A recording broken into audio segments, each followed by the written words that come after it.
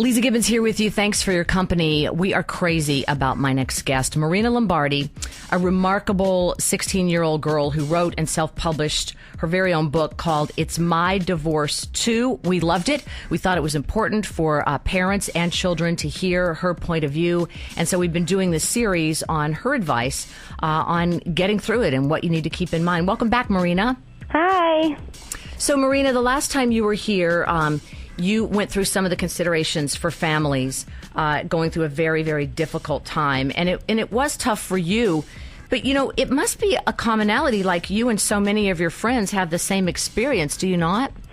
Oh, it's true. I mean, it's a growing epidemic. Well, and it's that's why I loved your book, and I think it's a point of view that we really don't have out there. So the last time we talked, we mentioned how parents shouldn't expect their kids to keep secrets for them. So let's just move on from there. What's the next point?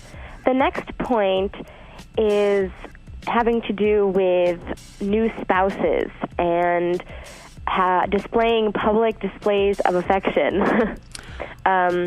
It's sort of an interesting point because when children's parents are together, it's expected, you know, your parents kiss in front of you, et cetera, and, you know, and kids can, you know, make faces and say that it's gross, but you love knowing that your parents love each other. But it's a lot different when there's a new girlfriend or boyfriend because it's not both of your parents, and children generally don't want to see that. So your advice to parents would be just to be discreet and be sensitive to that. Yeah. Must seem like a little bit of an assault, I guess, to the kids. Well, yeah. I mean, they don't want to see their mother and some new man making out. Which probably has nothing to do with how much you may or may not like that person. No, it doesn't. It's just extremely uncomfortable. And you know what? When there's a new choice like that and somebody's been unhappy, they may want even more.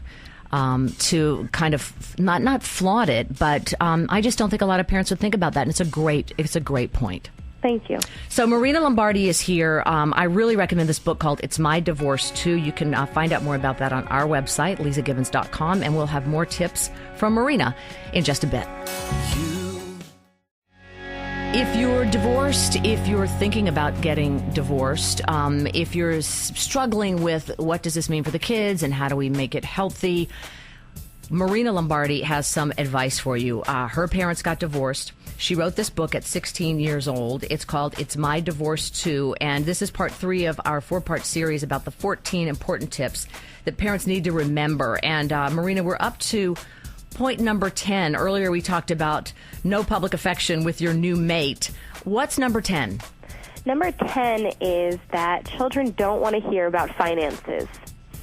This is something that is much more common for parents to forget about when they're going through a divorce because finances are a very big deal, generally speaking. Kids just don't want to know that you feel that, you know, their father took all the money or that their mother just completely sucked them dry during this divorce. They don't want to hear about it. Yeah. It's not any of their business, and it's really something that should be for the adults only. So that's number 10. Great insight. And what's your number 11 tip? Making mistakes and owning up to them. It's a good lesson for kids to learn because everybody makes mistakes, but parents need to be able to realize that they will make mistakes and then be able to say, I made a mistake. So give me an example of what they would say. Of what they would say. Like what's a mistake? Like, I made a mistake the way I handled divorcing your dad? I would doubt that they would ever say something like that because it would put them too much on the line.